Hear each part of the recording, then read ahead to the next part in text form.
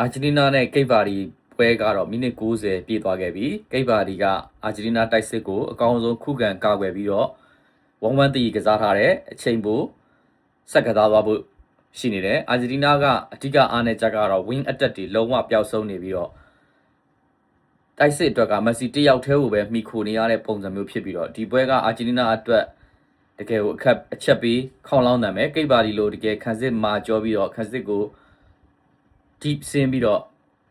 တော့နှစ်ထပ်ပုံစံမျိုးနဲ့ကာထားတဲ့ပွဲမျိုးမှာအာဂျင်တီးနားအသင်းအဖြေရှာမတွေ့ခဲ့ဘူးဒီပွဲမှာကိတ်ပါဒီအသင်းရဲ့ဂိုးသမားဘော်စင်ညာနဲ့အာဂျင်တီးနားအသင်းရဲ့ကန်ဝင်တိုက်စစ်မှုမက်ဆီတို့အထက်တိုက်တွေ့တဲ့ပွဲဖြစ်ပြီးတော့မက်ဆီကဒီပွဲမှာ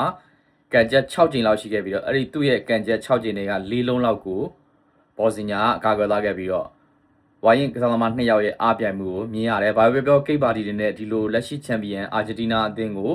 မက်ဆီလိုကစားသမားမျိုးဦးဆောင်နေတဲ့အသင်းကိုမိနစ်90မှာတည်ကစားထားနိုင်ခဲ့တာတော့တကယ်ကိုလေးစားအတိမတ်ပြုရမှာပါအုပ်စုထဲမှာလည်းပြိုင်ဘက်အသင်းကောင်းတွေဖြစ်တဲ့စပိန်တို့ဥရုဂွေတို့လိုအသင်းတွေကိုတည်ကစားပြီးတော့ရှုံးဝမ်းဖြစ်ကစားထားတဲ့ကိတ်ပါဒီရဲ့နောက်ထပ်ကမ္ဘာအဆင့်မြင့်မော်ကိုသူတို့ရဲ့ဘောလုံးစင်တန်းကိုပြသခဲ့တဲ့ပွဲလို့လည်းပြောရမယ်အာဂျင်တီးနားအသင်းအချိန်ပိုမိနစ်တွေမှာသူတို့ရဲ့အကောင်းဆုံးပုံစံကိုပြနိုင်မလားဒါကိုကြည့်ရမယ်ပြီးတော့နောက်တစ်ချက်ကအာဂျင်တီးနားရဲ့နေပြစကာလိုနီနဲ့လူစားပြောင်းလဲမှုတွေကအရန်ကိုရိုးရှင်းပြီးတော့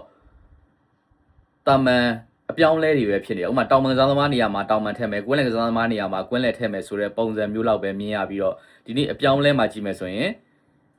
အရှိမ2ယောက်ပြောင်းလဲခဲ့တဲ့အချိန်မှာလည်းအမာဒါရဲ့နေရာမှာနီကိုဂွန်ဆာလက်ကိုထည့်တယ်လော်တာရိုမာတီနက်နေရာမှာဟူလီယန်အယ်ဗာရက်ကိုထည့်တယ်ကွင်းလယ်ကဒီပေါ်ရဲ့နေရာမှာပါရီဒက်ကိုထည့်တယ်ဒဏ်ရာရသွားခဲ့တဲ့မီဒီနာရဲ့နေရာမှာ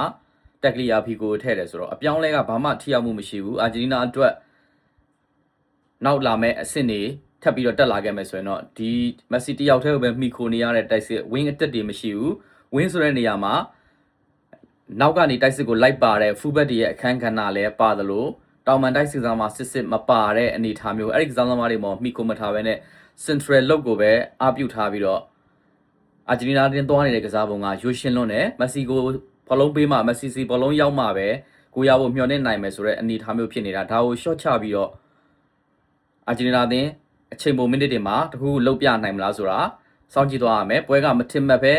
အာဂျင်တီးနားအသင်းအတွက်တကယ်ကိုခက်ခဲတဲ့ပွဲစဉ်တစ်ပွဲဖြစ်ခဲ့ပြီးတော့ဒီပွဲကိုမက်ဆီဘယ်လိုပုံစံမျိုးနဲ့အဆုံးသတ်ပြီးတော့နောက်တစ်ဆင့်ကိုရအောင်ပို့ဆောင်ပေးမလဲဆိုတာကိုတော့ဆက်လက်ပြီးတော့စောင့်ကြည့်ရအောင်ပါ